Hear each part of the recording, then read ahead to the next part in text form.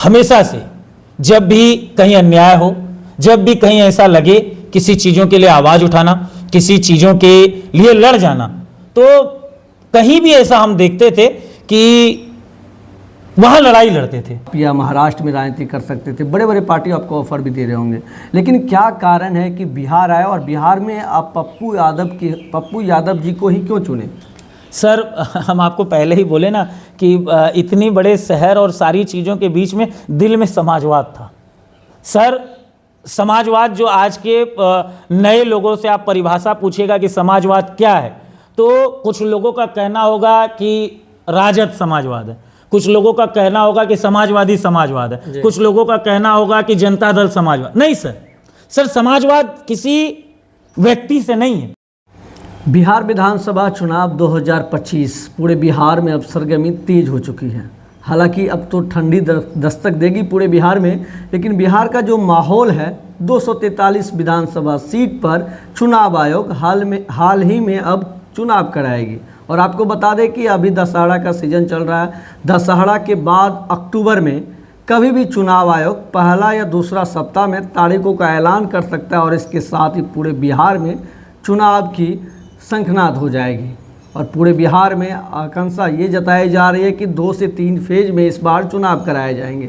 और आपको बता दें कि पूरे बिहार में अभी जो क्षेत्र में काम किए हैं वो तो आपको एक्टिव दिखते ही होंगे, लेकिन जो कभी बिहार में नहीं रहते हैं और जो अपने क्षेत्र के विधायक होते हैं, जो पटना दिल्ली हमेशा घूमते हैं, वो भी अब आपके चरणों में जाके पहुंचेंगे। लेकिन हम आज आपको एक ऐसे शख्स से मिला रहे हैं जो किसी परिचय के मोहताज नहीं है, जिनका घर तो महाराष्ट्र है, लेकिन 2014 में जब ये बिहार पहुंचे थे तो उस समय से ही कोसी सीमांचल के हर एक तहसील, हर इलाके से ये गुजरते थे, लोगों के दर्द दुख को ये जानने का प्रयास करते थे। हमारे साथ आज जेडी यादव जी है। वो जेडी यादव जो 2014 में जब बिहार आए तो पहले इनका जो स्थान हुआ वो अभी के जो सांसद है पप्पू यादव, पूर्णिया से सांसद है, निर्दलीय है पप्पू यादव जी।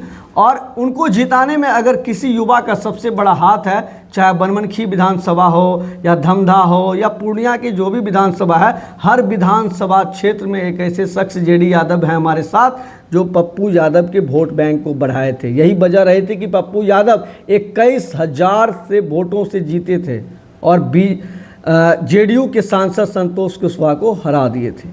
तो सबसे पहले जेडी जी आपका बहुत स्वागत है। कैसा रहा ये सफ़र? अररिया आए, कोसी सीमांचल में आपका एक घर परिवार हो गया, और जब 2014 बिहार आए थे क्या सोच के आए थे? और पहले आपका हमारे चैनल पे बहुत बहुत स्वागत है। देखिए दिलखुश जी, आपको एक बात बताना चाहेंगे कि आदमी अपने जीवन में जन्म लेता है और परमात्मा और परमेश्वर ये तय करते हैं कि उसका जन्म कहाँ होगा।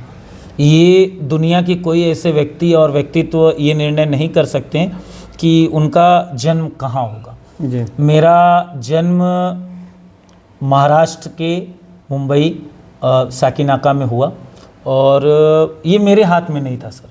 और एक अबोध बालक अपनी शिक्षा दीक्षा को पूरा करने का काम करना और ग्रेजुएशन कंप्लीट कर लेकिन शुरुआती दौर में ही एक हमेशा से जब भी कहीं अन्याय हो, जब भी कहीं ऐसा लगे किसी चीज़ों के लिए आवाज़ उठाना, किसी चीज़ों के लिए लड़ जाना, तो कहीं भी ऐसा हम देखते थे कि वहाँ लड़ाई लड़ते थे।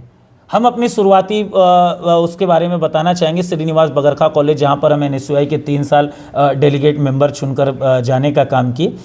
NSUI national student union council, जिसको आप जानते हैं कि एक कांग्रेस का धड़ा है छात्र विंग का, जिसमें राजनीति को जुड़ा।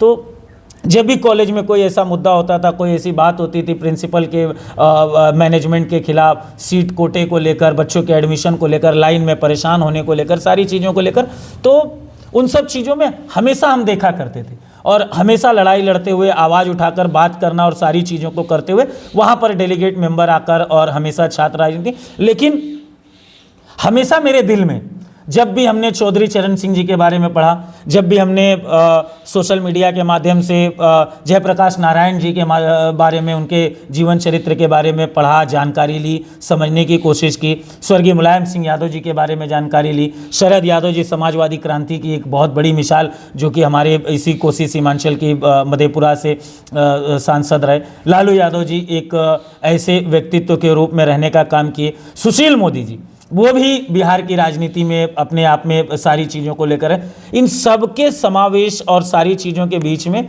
एक राजनीतिक पनप रही थी। वो राजनीति अंदर से पनप रही थी कि कुछ तो करना है। और मैं आपको सच कहता हूँ, मैं उस पृष्ठभूमि में पला बढ़ा और पृष्ठभूमि में रहा जहाँ पर शहर और शहर, जहाँ पर सिर्फ नगर और नगर, लेकिन दिल में हमेशा गांव था। दिल में हमेशा गांव, किसान और ये सारी चीज़ें चलती थी, खेत खलिहान। और सच बता रहे हैं, ये दिली इच्छा, अपने दिल की बात आपको बता रहे हैं। मुंबई दिल्ली से फिर ये बिहार का सफ़र कब शुरू हुआ?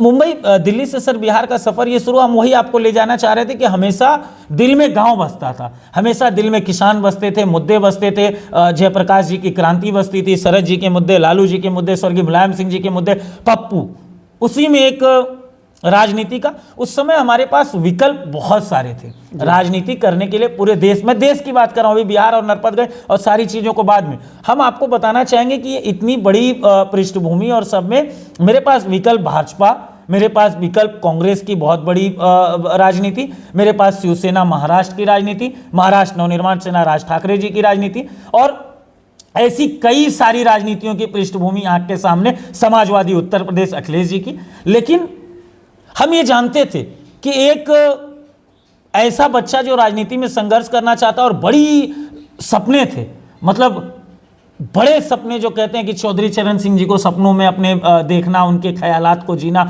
और समाजवादी चिंतक के रूप में लोहिया जी, कर्पूरी जी और सभी के। लेकिन हम वो समझ रहे थे कि वो पृष्ठभूमि से वो चीज़ें नहीं हो सकती हैं सर। तब मेरे पास दो विकल्प था। हम जानते थे कि राजनीति में इतनी आसानी से कोई चीज़ें नहीं मिलती हैं। तब मेरे पास दो विकल्प था। एक विकल्प था अजीत जोगी, जिनका नाम सुने होंगे, जो छत्तीसगढ़ के पहले मुख्यमंत्री बने थे। उन्होंने एक नई पार्टी बनाई थी जिसका नाम था छत्तीसगढ़ कांग्रेस। दूसरी पार्टी जो उस समय बिहार में बनी थी उसका नाम था जन अधिकार पार्टी, आदरणीय राजेश टंडन और पप्पू यादव जी की बनी थी। सर ये दोनों मेरे पास विकल्प के रूप में था।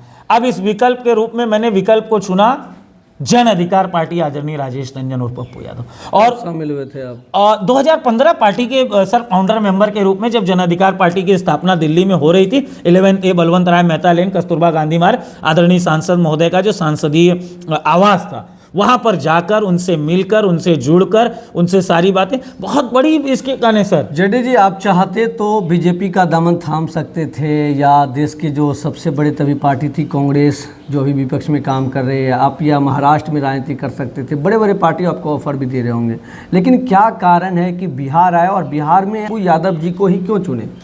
सर हम आपको पहले ही बोले ना कि इतनी बड़े शहर और सारी चीज़ों के बीच में दिल में समाजवाद था। सर समाजवाद, जो आज के नए लोगों से आप परिभाषा पूछिएगा कि समाजवाद क्या है, तो कुछ लोगों का कहना होगा कि राजद समाजवाद है, कुछ लोगों का कहना होगा कि समाजवादी समाजवाद है, कुछ लोगों का कहना होगा कि जनता दल समाजवाद। नहीं सर समाजवाद किसी व्यक्ति से नहीं है। समाजवाद एक विचारधारा है, समानता की, जो बात समानता की करता हो, जो समता की करता हो, जो एक विचार, जो कर्पूरी जी और लोहिया जी और सभी लोगों के विचारों से जो विचार पैदा। तो मैं कह रहा हूं ना कि उस शहर के भी पनपते हुए बच्चे में एक समाजवाद था, और उस समाजवाद ने मुझको बताया कि इस भारतवर्ष की कश्मीर से लेकर कन्याकुमारी तक आप जाइएगा, 250 राज्य, आपको समाजवाद का चिंतन अगर कहीं आपको है तो वो पृष्ठभूमि बिहार है। बुद्ध की पृष्ठभूमि बिहार, राजगीर की पृष्ठभूमि बिहार, नालंदा पृष्ठभूमि बिहार। सर आप इसको छोटे नजरिए से देखिएगा तो राजनीतिक गांव और महाराष्ट्र, मुंबई, दिल्ली वो अपनी जगह ठीक है, लेकिन आप एक बड़े परिवेश में देखने जाइएगा, बड़े परिवेश को समझने की कोशिश करिएगा, तो एक बड़े सिद्धांत के साथ अगर आपको आगे बढ़ना है तो बड़े सिद्धांत के बाद चुनौतियां बड़ी होंगी। जेडी यादव का जन्म महाराष्ट्र मुंबई में लेना, बिहार में आना, राजनीति करना, कोसी सीमांचल की। सर बहुत चुनौतियों का सामना